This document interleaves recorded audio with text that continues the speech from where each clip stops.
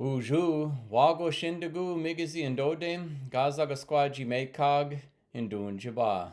The Ojibwe word for August is Miinike-giizis. Miinike-giizis means the blueberry harvesting moon.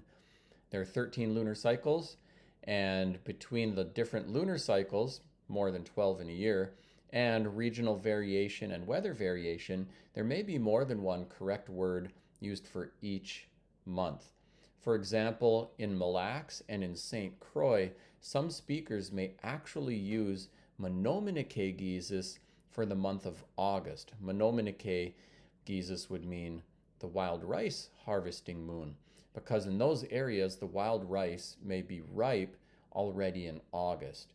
In northern Minnesota, where I live, and points north of there, typically August is referred to as Miinike-giizis, the blueberry harvesting moon.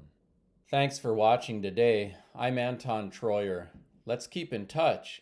I'm active on social media, and my website has lots of information on my books, speaking engagements, resources for the Ojibwe language, teachers, and more.